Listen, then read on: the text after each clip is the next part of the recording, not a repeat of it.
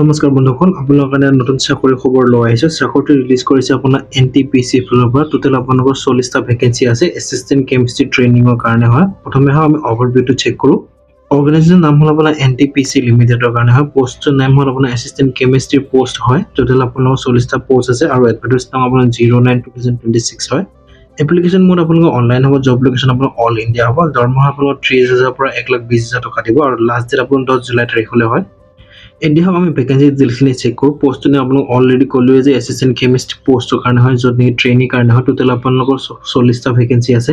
আনৰিজাৰ্ভৰ কাৰণে আপোনাৰ 17টা ভেকেন্সি আছে আৰু EWDS ৰ কাৰণে 4টা ভেকেন্সি আছে। OBC ৰ কাৰণে আপোনাৰ 10টা ভেকেন্সি আছে। SC ৰ কাৰণে আপোনাৰ 6টা ভেকেন্সি আছে আৰু আপোনালোকৰ ST ৰ কাৰণে 3টা ভেকেন্সি আছে। আপোনালোকক মই এতিয়া এডুকেশ্যন কোৱালিফিকেশ্যনৰ কথা কৈ দিছোঁ। আপোনালোকে ফুল টাইম MSc কৰা হ'ব লাগিব কেমিষ্ট্ৰি ৰিকগনাইজ ইউনিভাৰ্চিটি নাইবা ইনষ্টিটিউটৰ পৰা আৰু মিনিমাম আপোনাৰ 60% মাৰ্ক হ'ব লাগিব। SC, ST আৰু PWD কাৰণে অনলি পাছিং মাৰ্ক হ'লে আপুনি এপ্লাই কৰিব পাৰিব। যদি আপোনাৰ ফাইনেল ছেমিষ্টাৰ আছে তেতিয়াও এপ্লাই কৰিব পাৰিব, কিন্তু আপোনালোকৰ ৰিজাল্ট 31 জুলাইৰ আগতে আহিব লাগিব। মেক্সিমাম এজ লিমিট হ'ল আপোনাৰ 27 বছৰলৈ এপ্লাই কৰিব পাৰিব আৰু এজ ৰিলেক্সন আপোনাৰ গভৰ্ণমেণ্ট ৰুলছৰ হিচাপত দিব। আপোনালোকে চেক কৰি ল'ব। দৰমহা আপোনাক 30,000 পৰা 1,20,000 টকা দিব আৰু আনহাতে আপোনালোকৰ ডিএনএছ এলাউন্স আদাৰ এলাউন্সবিলাক থাকিব। আপোনালোকে চেক কৰি ল'ব। সিলেকশ্যন প্ৰচেছটো হ'ল আপোনাৰ ছাবজেক্টিভ নলেজৰ টেষ্ট হ'ব আৰু এক্সিকিউটিভ এপ্টিটিউড টেষ্ট হ'ব। আপোনালোকে এইখিনি চেক কৰি ল'ব পাৰিব। ট্ৰেইনিং আৰু ছাৰ্ভিচ বণ্ডৰ কথা কৈছোঁ। আপোনাৰ ট্ৰেইনিং এবছৰ হ'ব আৰু যদি আপোনালোক এখন বণ্ড চাইন কৰিব লাগিব, মানে ছাৰ্ভিচ বণ্ড হয়, য'ত নেকি আপোনাৰ যদি 3 বছৰ হোৱাৰ আগতে যদি চাকৰিটো এৰি দিয়ে, জেনেৰেল EWDS আৰু OBC কেণ্ডিডেটে আপোনাৰ 2.5 লাখ পেমেণ্ট কৰিব লাগিব আৰু SC, ST, PWD candidate 2.125 lakh payment কৰিব লাগিব।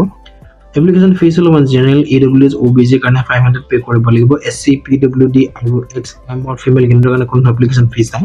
আপোনালোকে এপ্লাই কেনেকৈ কৰিব? এপ্লাই কৰিবৰ কাৰণে অফিচিয়েল লিংকটো মই ডিছক্ৰিপশ্যন দিছোঁ, আপোনালোকে তাৰ পৰা এপ্লাই কৰিব পাৰিব। মই এতিয়া আপোনাৰ ৰিকমেণ্ড ডকুমেণ্ট কথা কৈ দিছোঁ। আপোনাৰ ক্লাছ 10ৰ মাৰ্কশ্বিট আৰু চাৰ্টিফিকেট আৰু মানে proof of date of birth হিচাপে লাগিব আৰু পান কাৰ্ড লাগিব।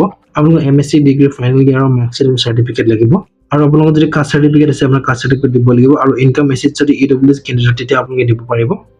ইম্পৰ্টেণ্ট ডেটছ হ'ল আপোনালোকৰ অনলাইন ষ্টাৰ 26 জুনৰ পৰা হৈছে আৰু লাষ্ট ডেট আপোনাৰ 10 জুলাই তাৰিখলৈ হয়। ইম্পৰ্টেণ্ট লিংকছ কেইটা তলত দিয়া আছে, আপোনালোকৰ ডিছক্ৰিপশ্যনটো পাই যাব। আজি ভিডিঅ'টো ইমানেই আছিলে বন্ধুসকল। ভিডিঅ'টো ভালে লাইক কৰিব আৰু চেনেল ছাবস্ক্ৰাইব কৰিবলৈ নাপাহৰিব।